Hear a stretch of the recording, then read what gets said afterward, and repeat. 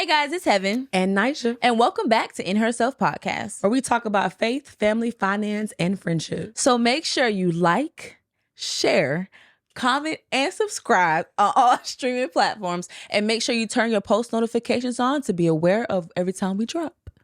See, you can breathe now. Breathe in, breathe out. All right. Yay. What we talking about today? We are talking about space. And the power it brings. How important it is to have your space. Yeah. And as a single person, it's like, I don't want space. Now, let me make sure I say that correctly. I used to live with parents, all of that, and I desired to have my own space. But now that I am, it's a piece of loneliness. And I know other single people are like, oh, I desire to be in a relationship, or I desire for somebody to be in the home with me, or for me to have kids, and then I'll feel at peace. That is the mindset. So you just be like, I want it, I don't. I want it, I don't. All over the place. I think that that's normal, number one. Yeah. But my advice that I give you as a single person all the time is to enjoy your space that you have right now.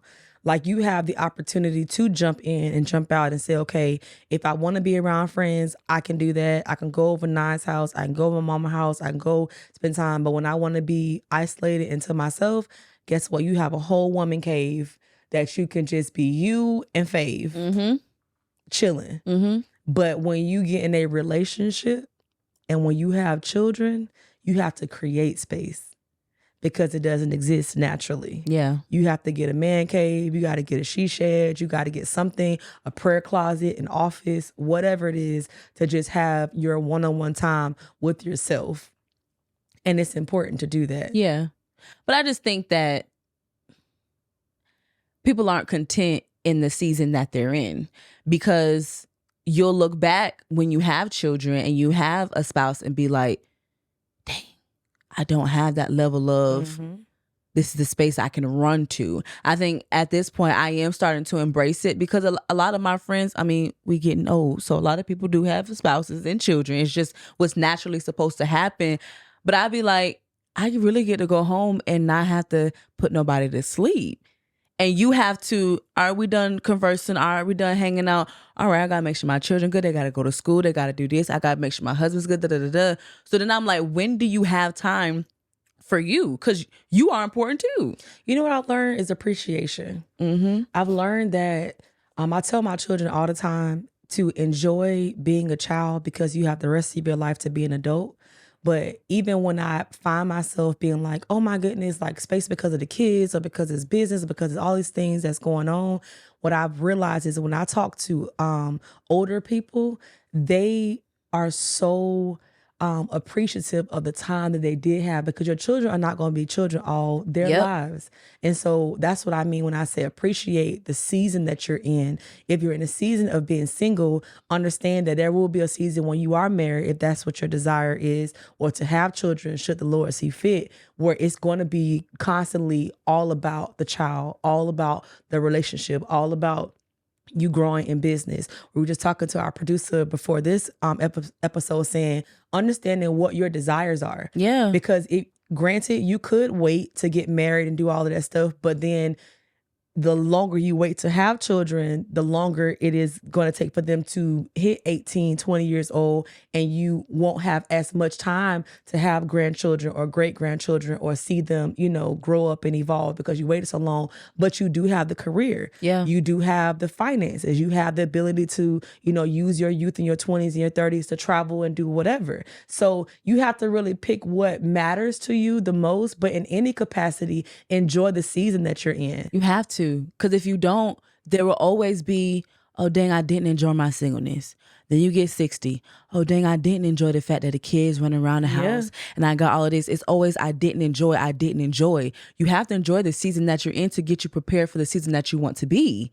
If I'm not content in my singleness, I'm not ready for a relationship. And that's what I mean. No matter where you are currently, you're in that season. So how can I become grateful for this moment? Yep. How can I look at the glass as half full and not half empty? Yeah.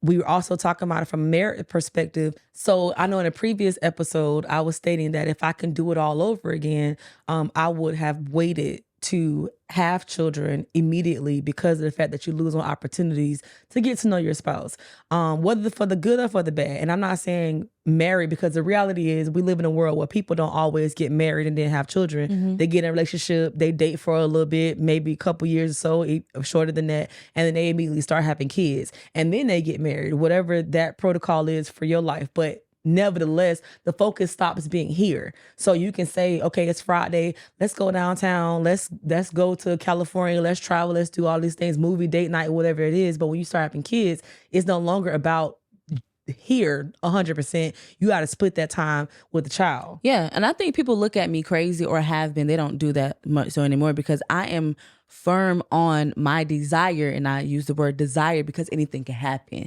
But my desire is to get in a relationship, get to know my spouse, and then say, hey, let's do this. Let's do this children, whatever, however you want to say it. Let's do this thing where we have children. Let's walk it out here. And so, but people say, oh, that's not realistic. That doesn't happen for you. Mm-hmm. But I see what I see, and I just don't want that to be my reality. If it happens, if God said, girl, yeah, you're going to have kids as soon as you get married, then yeah. But if I have anything to do with it, I just want to, again, because I know how difficult it is for you to be like, we want a date night, but I got to find somebody to watch the kids. Or we want to go, the big thing is to go out of town. I'm not trying to spend 24 hours out of town because somebody only wants to watch my child one day. I want to spend a week. To find somebody to watch your child for a week, appreciate them people that watch your child for a week, because that's not a thing. I appreciate you. You're welcome. People are not doing that.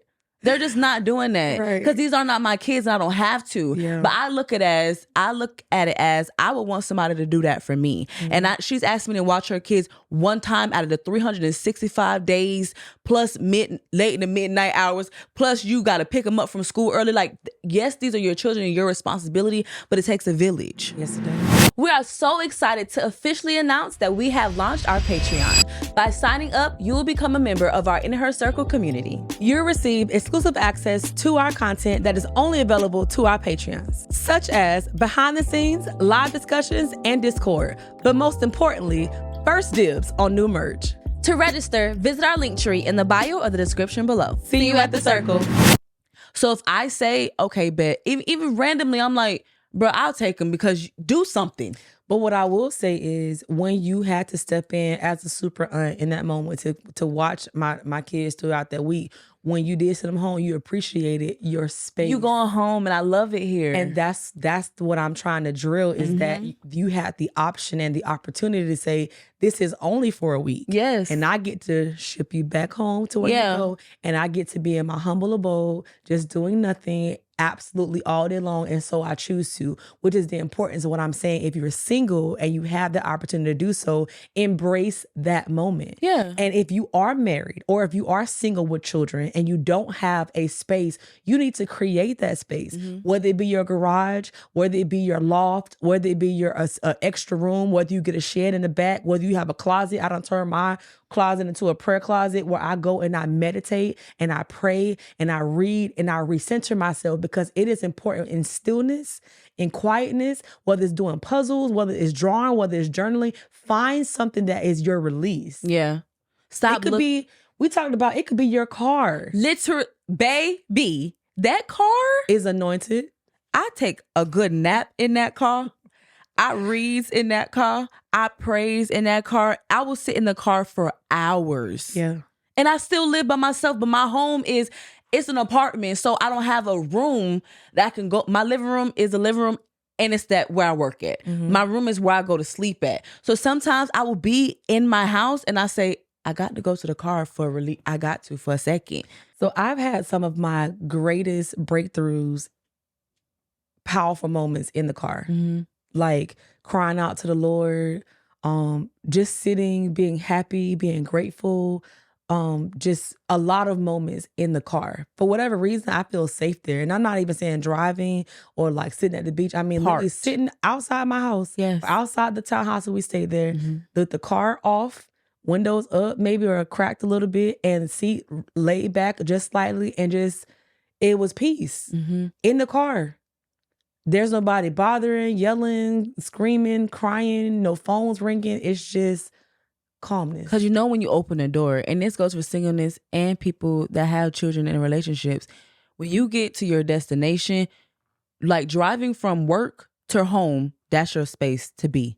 You know, as soon as you dock that door, whether you're single, you got to wash a dish, you got to consult one of your friends, you might have to do some business things. When you're in a relationship, you know, when you come in the house, you got to get kids ready, you got to be with your spouse. Like, you know, I'm about to go full throttle. So that space in the car is like, okay, I just need a minute with just me. Even on my rides to work, I've created a space where, because I meditate, I pray in the morning after exercising. Now that's a part of my habit. I have made it my business to just sit quietly. I'm not on my phone. You know, you're not supposed to be texting and scrolling, driving, but we do, you know, or whatever. But the Lord has been intent on me making sure that I am focusing myself. I'm being just quiet. A lot of times, even in my prayer life, we say like praying is you talking to God, but we're asking for him to talk to us. You got to be quiet enough to do that. To hear him, because he ain't going to talk over you. Space is important. Yeah. It's important whether you're married, whether you're single, whether you're engaged, whether you're dating, whether anything is going on in your life, you need to create that space. And again, as we just stated, it doesn't have to be in your home. If you don't have a car, and maybe you live with your parents or whatever, what is your suggestion with that? When I used to not have a space, the park, walk, find a bench, sit down or whatever. We have to get out of this space where the season that God has us in is a bad thing. If he didn't want us there, we would not be there. Yeah.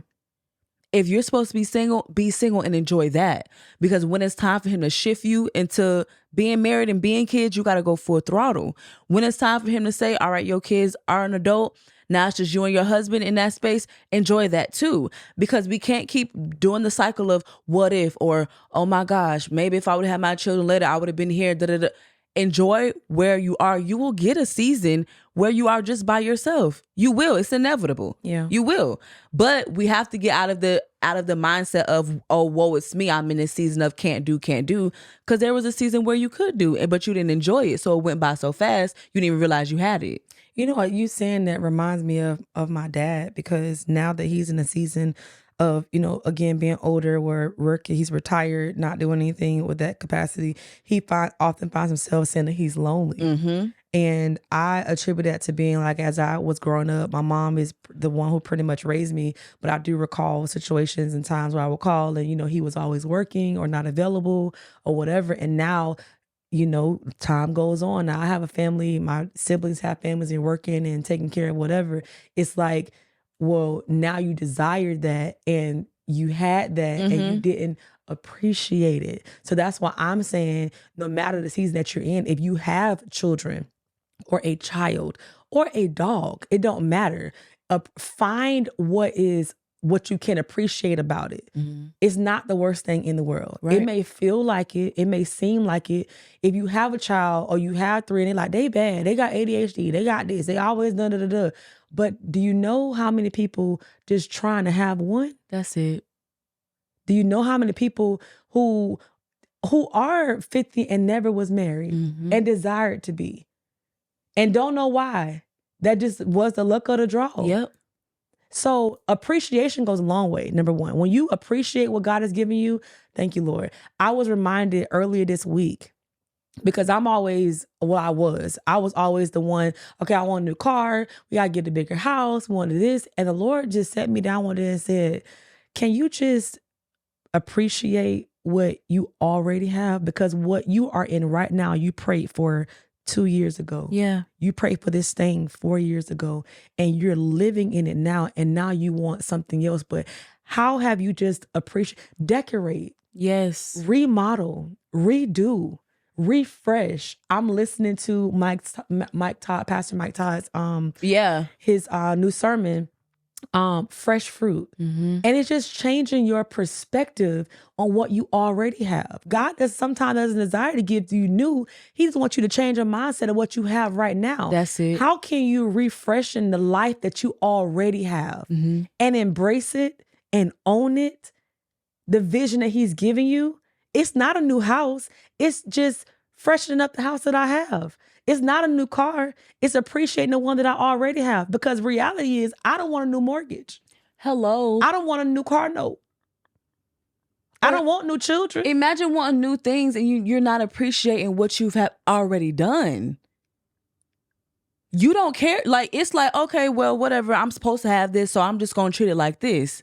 We have to learn how to create the 2.0 versions of our life. Who we were when I was 15, who I was 25, when I was 30, I'm not her today. But appreciating them. But I'm appreciating every season that I didn't always. Now, thank God, the way that he has opened my eyes to see things different now.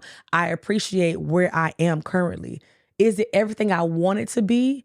Yes. Right. It actually is. Maybe the steps that I took was a little bit rocky, but where I'm at. You know why? Because I'm reminded when I was sleeping in a car. I'm reminded when I was praying, saying, Lord, I do desire a spouse that understands me, who is willing to fight for what we have. I remember praying when I was a child and said I wanted a family, a big family, and he has provided. Yeah. So how dare I complain about wanting something else? Yeah. I just didn't know the weight of the blessing. That. Because we think it come free of charge. It don't cost nothing. No, there is maintenance required. Oh, yeah. Even our salvation. To say yes, Lord, is free. But to maintain your salvation costs your life. You got to do work for real. It costs everything, laying and picking up your cross. There is nothing free. Yep. But what is free is for you to change your thought process. It's to refresh your mind and how you viewing it. Because we're always trying to get. I'm always trying to get. I can remember when I was only making $18,000 a year. I was only making $6,000 a year. And I'm saying, Lord, if I get to this, Lord, if I get to that, Lord, if I get, and then I get there, he's like, it's still not enough. But be for real. And then we quote if you make you faithful over few things, he'll make you rule over many. But we got to go with the verse before.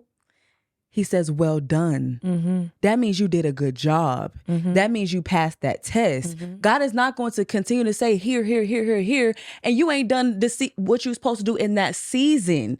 If you're still single, you have work to do in your singleness. You have people to bring out in your singleness. You have to show God through your singleness. If you are married, it's time for you to put that work in and show how God works through marriages. If you have children, it's time to show we struggled in the 2 years, but look what God did. Or if it's burdening your heart, then maybe you're the one called to change it. If you're married, and I used to be like, well, I'm always the one planning. I'm always the one doing. I voiced it. But if I'm good at doing it, I have no problem. But it's okay. Now he does a lot of the planning. Or he said, hey, babe, let's go X, Y, Z. It takes two to have anything relationship work. If I'm burdened down, he sees that and he picks up the slack and vice versa. It's not just on one person. And you have to learn that person every day. Because it used to be a time, I ain't like ice cream like that. Baby, now, right? Pecan me, please. You understand? Yeah. And that's okay. But a single person can be listening to this and say, because I always hear the single perspective, but you have somebody to take you out. Take yourself out when you're single so that when you get in these relationships, you know what you like. Because the question that I have always gotten is when trying to go on dates, what do you want to do? If you don't know, that's on you. You don't know because you sit in the house waiting for him to break down your door to take you on a date. Have you like to go to the movies? Have you like to eat dinner by yourself? Have you like to go horseback riding? These are things you like to do in your singleness. When you get in a relationship, that's just an add-on. And take initiative, whether it's a guy or whether it's the woman. Take initiative to own what you like. Yep. And own what your spouse likes. Stop waiting for them to do stuff and you own the opportunity to do it or to plan it or to go outside of the box or say, okay, this week I'm gonna do it. Next week you do it. Or once a month. It's not going to happen on its own. No. You have to take initiative to do it. I remember a season where me and my husband was like, is this going to get any better? Is it going to change? And we both was like, I don't know. So what do? We put in the work. And we're still putting in the work right now. What does that mean? Kingdom marriage. Getting around other married couples, opening our mouth saying, hey, we are struggling. How did you make it through? And getting around other people who are open and vulnerable enough to say, listen, what you're going through is not uncommon. Let me tell you what we did. Now, it may not work exactly, but this is the goal that we're trying to get to. These are the tools and the steps to get there. And we went home and we put in the work. Imagine doing that in every season of your life. You were not always married. No. I can come to you and say, this is how I feel, and you're going to understand. People have been married for 30 years. You don't have that experience. I can go to somebody that's been married for 30 years and say, hey, I'm struggling. When we get 60, where we don't have, our children are not in the home, we can go to somebody and say, hey, my kids are gone. I'm feeling this way. And they can say, this is how I made it through. But because they dealt with their season and they appreciate their season and was content in their season, they're able to say, this is how I got through it. If they weren't content, people go through life, sis, and be 60 years old and say, I don't even remember what you did. Nothing about nothing. I know I got kids, but I don't even remember them growing up. Or how you made it. I know I was single, but I was so busy trying to be in a relationship, I don't even remember being single. I live by, until you can teach what you have gone through, you have not learned. If you cannot teach it, you have not learned it. Yep. At the end of the day, single people, not all, sometimes they don't take the perspective of a married person because they feel like the married person don't understand because you're married and not single. But you forget, we were not always married. Be so for real. So you have to appreciate the tools and the wisdom that comes from someone who is now married because you're trying to get to where that person is. Yep. Just like we will be fools as married people and you've only been married for 4 years to not take the wisdom of somebody who's been married for 20, 25. Yeah, this your first baby. You're not asking for no help. You just trying to do it on your own. But all your friends that had kids, they kids 16, grown. And you're struggling alone. Alone though. Here's the thing, space and personally just being alone because you in depression is two different things. Oh yeah. Because sometimes we can go so far and deep and like I'm isolated, I'm an introvert, I don't want to be bothered by nobody. No, we thrive together. It literally takes a tribe. That's another thing that he talked about in his sermon. It's about faith, it's about friendship, and it's about formation, spiritual formation. You need a tribe. Yeah. I can count on one hand who my tribe is. I didn't know who that was prior to that. For me, because my mom was very much so like to herself in the house. And I'm like, oh, I don't need nobody. You're lying. You need people. I need people. I don't need everybody, but I need my tribe. Because when the metal, what the word is? I don't know what they say, but I know when the pedal hit the metal, when the metal hit the ground, that's it. Something like that. Girl, at the end of the day, when things get tough, when things get hard, and not only that, when things are great, when you at the top of your mountain, we at your peak, you need somebody to celebrate with. Cheers. Yeah. We made it. Yep. We're here.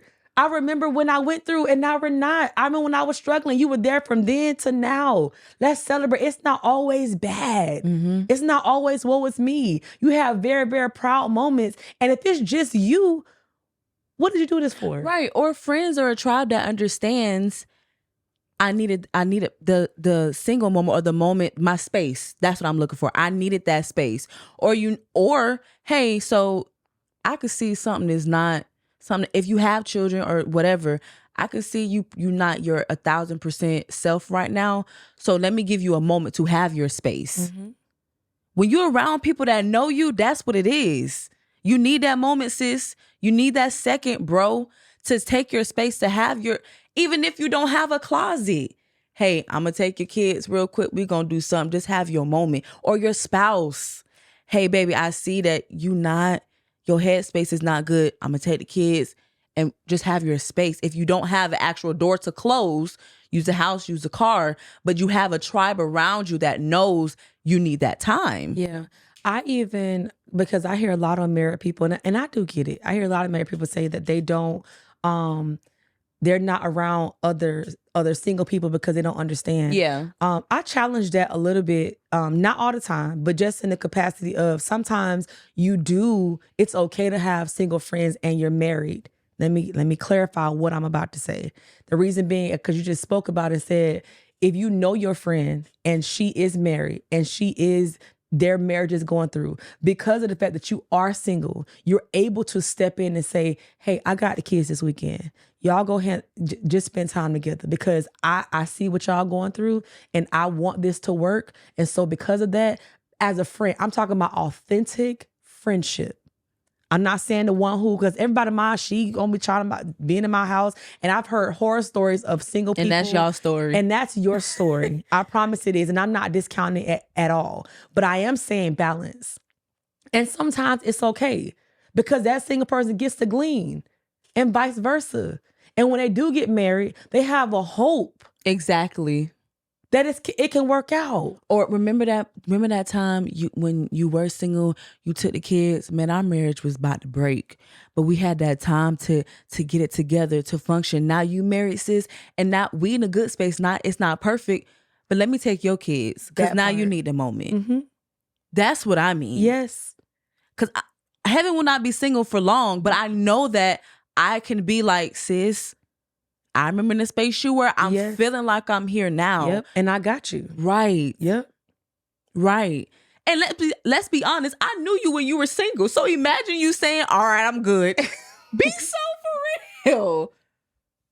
Be for real. But I understand and I have respect and I appreciate you around other married people, because you can't grab from me. I don't have no experience. It's balance. It's balance. It's everybody having a pocket, everybody having a space, and as you grow and evolve together. So space is important, y'all. Mm-hmm. Space is important, whether it's in your car, whether it's in your prayer closet, whether it's in your office, your man cave, she shed, whatever it is, outside at a park. Mm-hmm. It don't take a long time, but the time is important. Yeah. Alrighty. So as always, it always, I don't know. Last episode was strong. This episode was love that's like sticking with me. In herself, she is loved. In herself, she is beautiful. In herself, she is strong. See you next week. See y'all later next week.